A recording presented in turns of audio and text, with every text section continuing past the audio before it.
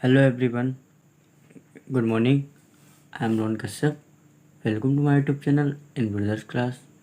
दोस्तों, हम लोगों ने चैप्टर 3 बेसिक मैट्रिक्स में तत्समक अवयव तक कंप्लीट कर लिए थे, आइडेंटिफाई मैट्रिक्स तक। अब दोस्तों आज हम पढ़ेंगे शून्य अवयव। दोस्तों, शून्य अवयव क्या होता है देखते हैं। शून्य अवयव दोस्तों होता है ऐसा अवयव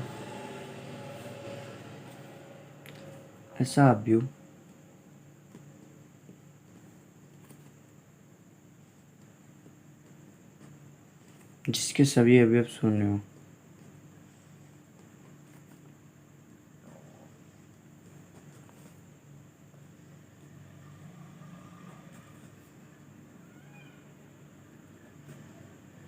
जिसके सभी अवयव शून्य हो, शून्य अवयव कहलाता है।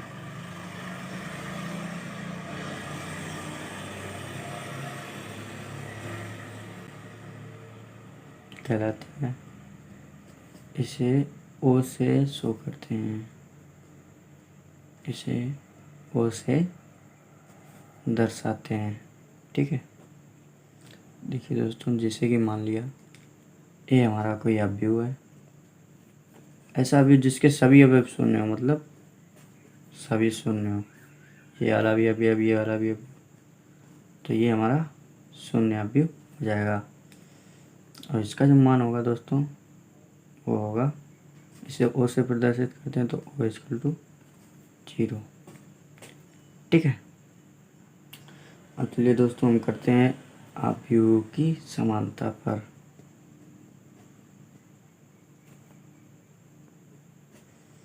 अवयवों की समानता, देखिए दोस्तों, अवयवों की समानता के लिए हमें कुछ पॉइंट याद रखने होंगे। जैसे कि नंबर 1 जो होता है, पहले तो आप देख लीजिए अवयव की समानता क्या होती है। जैसे दो अवयव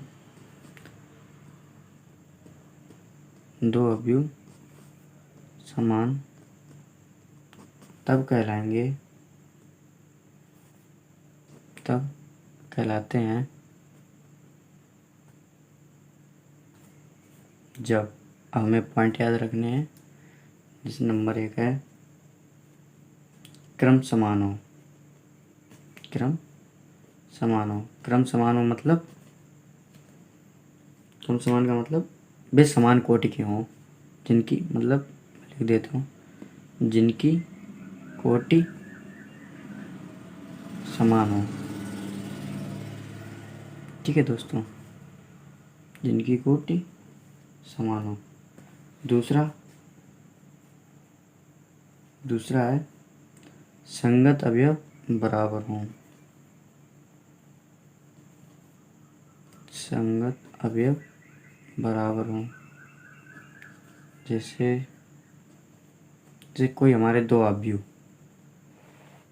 जैसे ए ये वाला रहा, कुछ भी हो सकता है यहाँ पे ए आई जी। यहाँ पे मैंने बताया था दोस्तों, ये मैंने एक अवयव मान लिया। आई जो होती है यहाँ पे पंक्तियों की संख्या होती है, जे जो होती है हमारी स्तंभों की संख्या होती है। तथा दूसरा अवयव ले लें हम, बी एक अवयव है, आई जे। दोस्तों देखिए यहाँ पे इनकी कोटियाँ समान होनी चाहिए। पहला था ये था दोस्तों, यहाँ पे सबसे पहले तो इनकी कोटि समान होनी चाहिए। माना ये m इंटू एन कोटि का है और ये p इंटू क्यू कोटि का है। ठीक है, तो यहाँ पे जो और अगला पॉइंट जो होगा, तो पहले तो होगा ए अवयव में पंक्ति की संख्या जो होगी वो बी अवयव में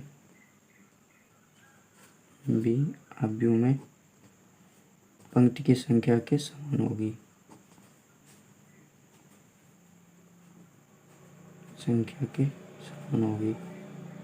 मतलब यहाँ पे पंक्ति की संख्या m है ना, तो m इक्वल टू p।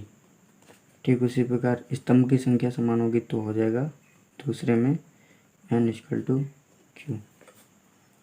और आप एक चीज़ याद रख लीजिए कि जब भी आपको अवयवों की समानता दी जाए तो,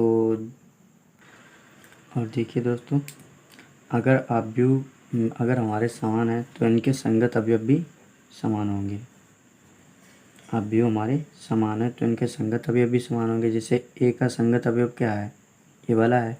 बी अवयव का संगत अवयव ये है, तो हमारा जो अवयव जो होगा ए आई J equal to B I जे। जो मैं एक ऐसा बता दे रहा हूँ आपको, जैसे ए हमारा एक अवयव है, जैसे 1 4 6 8, और बी जो हमारा अवयव है 6 9 5 4, तो इसके जो ये वाला अवयव इसके बराबर होगा, क्योंकि अवयव हमारी 2 इंटू 2 कोटि का है, ये भी 2 इंटू 2 कोटि का है। अवयव हमारे समान है, तो जब अवयव समान हो तब हमारे एक का ये वाला अवयव इसके बराबर होगा, ये वाला अवयव इसके बराबर होगा, ये वाला अवयव इसके बराबर। देखिए दोस्तों, इस तरह लिखेंगे 1 बराबर 6 हो जाएगा जब हमारे अवयव समान होंगे। 6 बराबर 5 होगा, 4 इक्वल टू 9 हो जाएगा, और 8 इक्वल टू 4 हो जाएगा। दोस्तों ऐसे ले लिया है, ये मतलब बराबर हो जाएगा। तो यहाँ पे लिखेंगे 6 डिवाइड 6, ऐसे मतलब इसी के बराबर ही लाएंगे। चलिए दोस्तों, हम अब देखते हैं, हमको कुछ उदाहरण बता देते हैं इस एक्सरसाइज के। चलिए दोस्तों देखते हैं उदाहरण। चलिए दोस्तों, अब हम इस एक्सरसाइज के उदाहरण लगाते हैं। उदाहरण नंबर फर्स्ट है आपका, देखिए उदाहरण नंबर फर्स्ट है कि तीन फैक्ट्रियाँ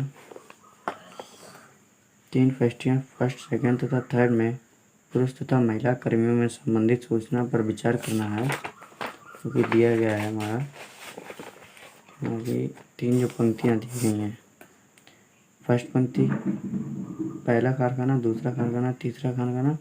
इसमें पुलिस कर्मी जो हैं पहले कारखाने में 30 हैं, दूसरे कारखाने में 25 हैं, तीसरे कारखाने में 27 हैं, तथा इसी तरह से महिला कर्मियों की संख्या है।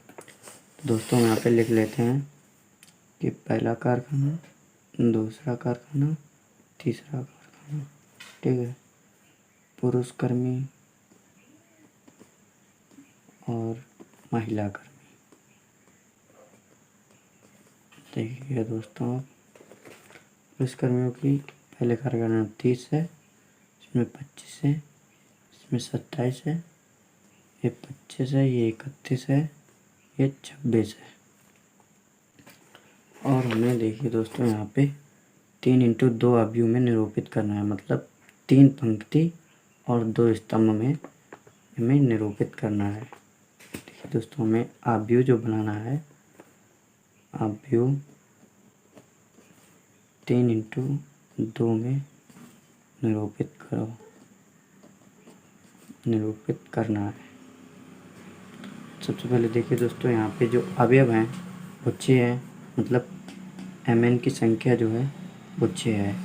तो हम इसे कितनी तरह से निरूपित कर सकते हैं? एक तो 1 इंटू 6 हो जाएगा, एक पंक्ति 6 स्तंभ।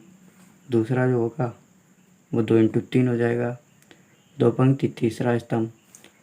तीसरा जो होगा 3 इंटू 2 हो जाएगा, तीसरी पंक्ति दूसरा स्तंभ। चौथा हो जाएगा हमारा 6 इंटू 1 हो जाएगा, चौथी 6 पंक्ति और 1 स्तंभ।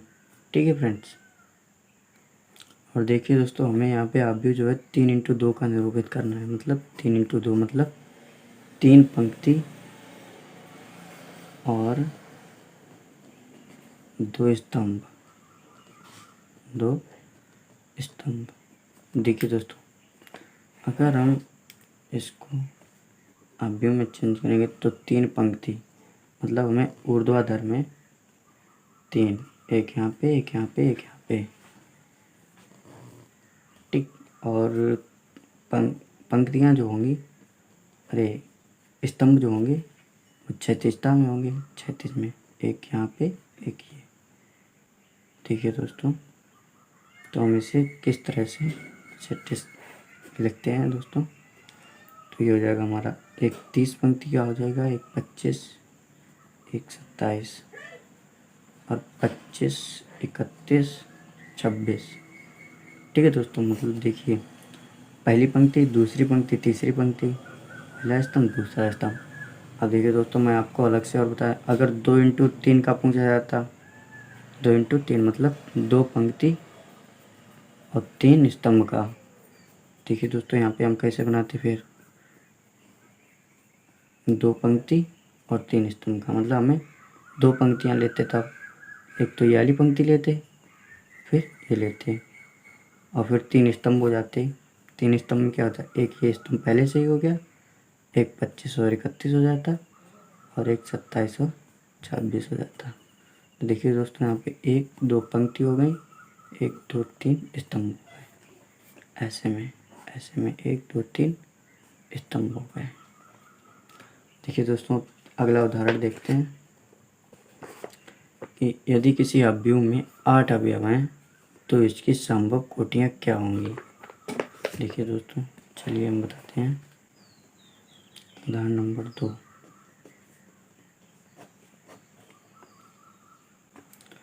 आपने देखा कि अवयव में 8 अवयव हैं, तो mn, कुल अवयवों की संख्या mn होती है, तो अवयव में जो अवयव जो हैं वो 8 हैं। ठीक है, तो यहाँ पे m की संख्या और n की संख्या अलग अलग होंगी, तो हम इसे लिख सकते हैं। यहाँ से देखिए 8 अवयव हैं, कुल 8 अवयव हैं, कुछ भी हो, 1 2 3 कुछ भी हो सकते हैं, 8 तक होंगे। और यहाँ पे हमें m × n ही ज्ञात करने हैं। तो एक तो ये दोस्तों 8 ज्ञात करने के लिए, एक तो एक 1.8 हो सकता, 1, 8 होगा, मतलब एक स्तंभ, एक पंक्ति 8 स्तंभ भी हो सकते हैं। दूसरे नंबर पे 2 पंक्ति 4 स्तंभ भी हो सकते हैं, क्योंकि 4 × 2 8 ही हुए ना, तो 2 पंक्ति 4 स्तंभ भी हो सकते हैं। तीसरे नंबर पे 4 × 2 मतलब 4 पंक्ति 2 स्तंभ भी हो सकते हैं, 4 दूना 8।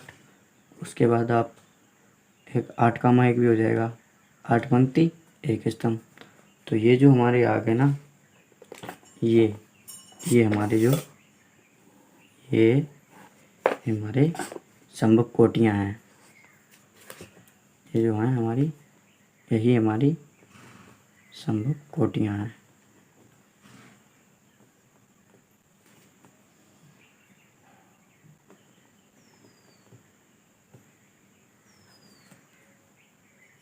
सिंपल दूसरी तरह भी लिख सकते हैं, 1 × 8 m × n हो जाएगा, 2 × 4 4 × 2 8 × 1, ये हमारी समूह कोटियाँ हो गई। अब अगला उदाहरण देखते हैं। उदाहरण नंबर,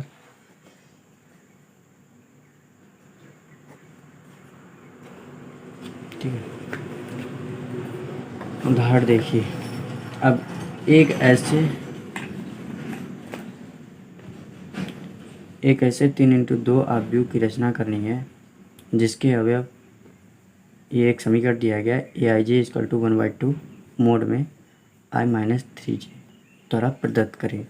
देखिए दोस्तों, ये सवाल अच्छा है आपका। हमें 3 × 2 मतलब 3 पंक्ति दी गई हैं, 2 स्तंभ दिए गए हैं। देखिए, तो हमारा जो अवयव जो है वो 3 × 2 का है, 3 पंक्ति यहाँ पे हमारा जो आता है, पहली पंक्ति पहला स्तंभ आता है, 11 हो जाएगा। तो यहाँ पे भी पहली पंक्ति, ये दूसरा स्तंभ आता है, ये हमारी दूसरा स्तंभ, दूसरी पंक्ति पहला स्तंभ आता है। ये हमारे जो होता है तीसरी पंक्ति पहला स्तंभ आता है, ये जो आता है हमारा दूसरी पंक्ति में दूसरा स्तंभ, और ये जो होता है तीसरी पंक्ति में दूसरा स्तंभ। अब देखिए दोस्तों, यहाँ पे हमें जो समीकरण जो दिया गया है, मतलब अवयव का, इन्हीं का जो दिया गया है aij का, 1/2 मोड में i-3j। ठीक है। तो देखिए दोस्तों, हम अगर इसके मान निकालने हैं, इसके मान, इन सब के मान निकालने हैं अलग अलग, उसके बाद फिर हम ये आव्यूह बना सकते हैं। तो हम जो मान निकालेंगे वो यहाँ से निकालेंगे। देखिए दोस्तों, अगर हम A11 का मान यहाँ से निकालें, A11 का मान, A11, तो मैंने बताया था ना, पहली पंक्ति होती है, ये वाला जो बायां अक्षर, बायां जो संख्या होता है वो पंक्ति होती है, स्तंभ होता है। दायां वाला अक्षर पंक्ति को दर्शाता है, बायां वाला अक्षर स्तंभ को दर्शाता है। तो यहाँ पे जो आई का जो मान है दोस्तों वो 1 है, जे का जो मान है वो भी 1 है। तो हम यहाँ से ये वाला अवयव निकाल सकते हैं। A11 का निकालेंगे तो 1/2 आई का जो होगा A है, ठीक है, -3 इंटू जे का जो मान है वो भी 1 है, आई का मान 1 ही है। तो A11 का मान दोस्तों यहाँ से निकलेगा 1/2, 1 - 3 -2 मोड़ के बाहर आ जाएगा, 2 हो जाएगा, 2 से 2 कट हो जाएगा, आपका बचेगा 1। तो A11 का जो मान आया है वो दोस्तों 1 आया है। इसी तरह हम सभी के मान निकालेंगे। ऐसे ही यहाँ से A12 का मान निकाल लेंगे, A12 का मान निकाल लेंगे।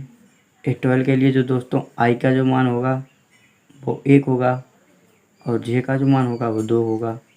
तो यहाँ से ये समीकरण तो दिया ही रखा है, हमें सिर्फ आई जे के मान रख देने हैं। तो ये जो हो जाएगा 1 - 3 × 6 -5 बचेगा, मोड के बाहर आ जाएगा तो प्लस का 5/2 हो जाएगा। तो हमारा ये A12 का मान निकल आया। ठीक इसी तरह हम यहाँ से A21 का मान निकाल लेंगे। A21 का मान, यहाँ पे आई का मान 2 हो जाएगा, जे का मान 1 हो जाएगा। तो यहाँ पे हम सीधे मान रख दे रहे हैं 2 - 3 × 1, 3 हो जाएगा। तो ये आपका आ जाएगा 1/2। उसी तरह यहाँ पे हम निकालेंगे A22 का मान। A22 के लिए आई हम 2 हो जाएगा, जे का भी मान 2 हो जाएगा। तो यहाँ पे रख देंगे 2 - 3 दूनी 6, 4 बचेगा, प्लस माइनस का 4 बचेगा, बाहर आएगा मोड़ के तो प्लस का 4 आ जाएगा। ये हो जाएंगे 2 हमारे। A22 का मान 2, A21 का मान 1/2। अब हमें सिर्फ इन दोनों के मान निकाल लेने हैं। तो यहाँ से A31 का मान निकालेंगे। A31 के लिए आई का मान 3 हो जाएगा, जे का मान 1 हो जाएगा। तो यहाँ पे 3 -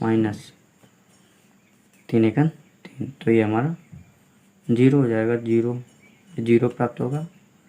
और ये जो 32 जो है A32 का मान, क्योंकि A32 के लिए पंक्ति का मान 3 हो जाएगा, आई का मान 3 हो जाएगा, जे का मान 2 हो जाएगा। 3 - 3 × जे का मान 3 दूना 6, तो हमारा बचेगा वो 3/2। अब आपको, तो दोस्तों हमने मान तो सभी के निकाले हैं, बस हमें अब मान जो है पुट कर देते हैं। तो A11 का यहाँ मान आपका बनाया था, A12 का मान जो आया था वो आपका 5/2 आया था। A21 का जो मान आया था वो दोस्तों 1/2 आया था। A22 का जो मान आया था शायद 2 आया था, और इसका मान जो था जो 0 था, और ये 3/2। अब यही हमारा आव्यूह हो जाएगा, यही हमारा आव्यूह हो जाएगा, वो भी 3 × 2 का, क्योंकि 3 पंक्ति हैं, 2 स्तंभ हैं। चलिए दोस्तों, एक उदाहरण और बचा है अपना, वो और लगा लेते हैं। चलिए दोस्तों, ये वाला उदाहरण दिया गया, उदाहरण नंबर 4। यदि x + 3 z + 4 2y - 7 - 6 a - 1 0, अब भी ये दिया गया पूरा इसके बराबर। तो हमें ABC XYZ के मान ज्ञात करने हैं। चलिए दोस्तों, सवाल लगाते हैं। चौथा दिया गया है x + 3 z + 4 2y - 7, ठीक है, -6 a - 1 0 b - 3 -21 0, दोस्तों उदाहरण कंप्लीट कर लीजिएगा, क्योंकि एक पेपर में जो उदाहरण के अलावा पेपर में एक्सरसाइज से ज़्यादा उदाहरण आते हैं।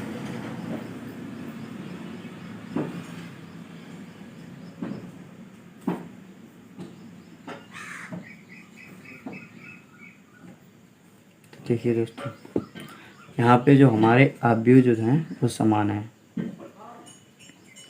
ये बराबर का चिन्ह लगा है ना, तो अवयव समान है, और समान अवयव में समान अवयवों के संगत अवयव भी बराबर होते हैं, अतः इनके संगत अवयव भी बराबर होंगे। अभी मैंने पढ़ा, संगत अवयव भी बराबर होंगे।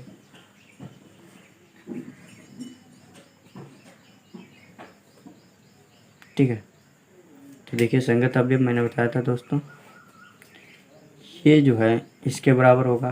तो देखिए यहाँ पे हम निकाल लेते हैं x + 3 = 0। इसे नाम दे दें समीकरण 1। ठीक है, और z + 4 = 6 हो जाएगा, ये इसके बराबर हो जाएगा, हमारा समीकरण सेकेंड हो जाएगा। ठीक है, 2y - 7 =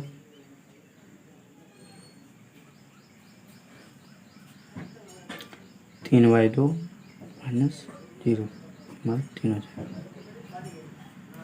अब हम यहाँ से देख लेते हैं a - 1 जो दिया गया है दोस्तों, a - 1 -3 के बराबर दिया गया है, इसे हम 4 दे दें। और यहाँ से 2c + 2 जो दिया गया है वो 0 दिया गया है, इससे 5 दे दें। b - 3 जो दिया गया है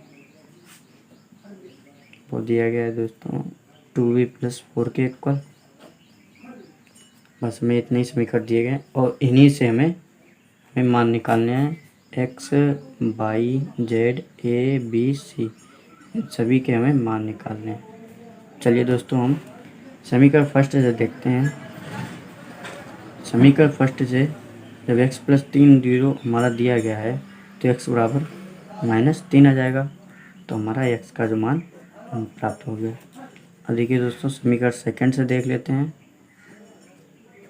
समीकरण सेकंड से z + 4 = 6 दिया गया है, तो z का मान हमारा कितना आ जाएगा, 6 इधर आ जाएगा, माइनस का अपन, 6 में से 4 गए 2, z = अपना 2 आ जाएगा। ठीक है, अब हम यहाँ से ये वाला देख लेते हैं समीकरण थर्ड से, कि 2y - 7 = 3y - 2। देखिए दोस्तों 3y इधर ज़्यादा, ये वाला y इधर का ले आते हैं, तो 3y - 2y, और ये -7 है, ये प्लस के इधर आ जाएंगे, तो बच्चे कितना y बराबर अपना -5। तो हमारा y का भी मान प्राप्त हो गया। अब हम आ जाते हैं चौथे समीकरण से, समीकरण नंबर 4 से a - 1 = दिया गया है -3। -1 है, इधर आएगा तो प्लस का हो जाएगा, और -3 से प्लस का एक जाएगा, -2 हो जाएगा। ये तो सरल है बहुत, समीकरण आप हल कर लेंगे आराम से। तो समीकरण 5 से देख लेते हैं। 2c आपका +2 = दिया गया 0, 2c का मान इधर आ जाएगा -2, c का जो मान होगा 2 से 2 डिवाइड हो जाएगा -1। ठीक है, अब देखते हैं समीकरण 6 से। हमें x, y, z के मान प्राप्त कर लिए, a c का मान प्राप्त कर लिया, अब हमारा बच्चा b का मान। तो b - 3 = देखिए दोस्तों आपका दिया गया b - 3 = 2b + 4, तो 2b इधर आ जाएगा, 2b से -b इधर आ जाएगा, तो b बचेगा, -3 से इधर आ जाएगा, -4 हो जाएगा, तो -7, तो b का जो मान प्राप्त होगा -7 हो जाएगा। ऐसे हमने सभी के मान निकाल लिए। एक दोस्तों और उदाहरण दिया गया है, क्योंकि आप अपनी किताब में देख सकते हैं कि 2a + b और a - 2b = 5c - d 4c + d = 4, 11 - 3 24। देखिए दोस्तों यहाँ से पाँचवा उदाहरण दिया गया है आपको, 2a + b, a - 2b 5c minus T, 4c plus 3d, 4/11 minus 3/24। देखिए दोस्तों यहाँ पे अवयव तो समान दिए ही गए हैं, तो इनके संगत अवयव भी बराबर होंगे, तो 2a plus B equal to 4 हो जाएगा, समीकरण फर्स्ट हो जाएगा। ठीक है, a माइनस 2b जो हो चुका -3 हो जाएगा। अब 5c माइनस टी जो होगा वो 11 हो जाएगा, और 4c प्लस 3d जो होगा वो 24 हो जाएगा। हमें इन्हीं से हमें ए बी सी डी के मान निकालने हैं। तो देखिए दोस्तों, अगर हम यहाँ से देखें तो अगर हम इसमें 2 का मल्टीपल कर दें तो ए वाला हमारा ये कट जाएगा। तो समीकरण फर्स्ट व सेकेंड इंटू 2 से, तो 2a plus B equal to 4। यहाँ पे हम 2 का गुणा कर दें तो ये वाला हमारा टर्म कट जाएगा, 4b इक्वल टू -6।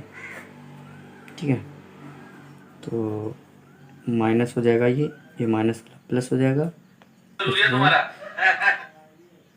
अब बंद करो।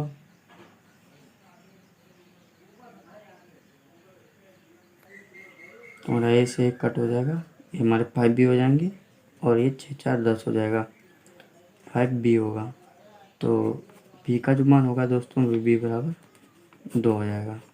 अब b बराबर 2 हम किसी भी समीकरण में रख दें, हमारा a का मान प्राप्त हो जाएगा। तो समीकरण फर्स्ट में रखने पर तो 2a इक्वल टू 2, क्योंकि b का मान 2 आया था, 4 हो जाएगा, ये इधर आ जाएगा, 2 हो जाएगा, तो a बराबर 1 प्राप्त हो जाएगा हमें।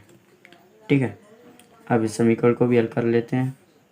यहाँ पे देखिए दोस्तों, अगर हम इसमें 3 का मल्टीपल कर दें, समीकरण फर्स्ट इंटू 3, ये तीसरा ही समीकरण है, ये चौथा हो जाएगा।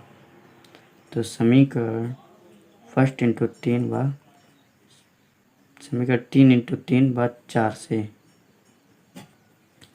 15c minus 3d equal to 33, और 4 चौको 16c, नहीं इसमें गुणा ही नहीं करना है, ये 4c plus 3d equal to 24। ये माइनस हो जाएगा, नहीं ये माइनस पहले से ही दिया है, ये कैंसिल हो जाएगा, ये 19c हो जाएगा, और ये 4 3 7 और 3 2 5, 38 29 57। तो c बराबर 3 आ जाएगा, और c बराबर 3 किसी भी समीकरण मान रख देंगे तो आपका d बराबर जो है आ जाएगा दोस्तों 19 3 5 c है, 5 3 15। तो ये दोस्तों यहाँ पे 3 है, यहाँ पे 15 हो जाएगा। डी का जो मान आ जाएगा दोस्तों 15 माइनस 11 इधर आ जाएगा, तो डी का जो मान होगा दोस्तों 4 हो जाएगा। दोस्तों आज के लिए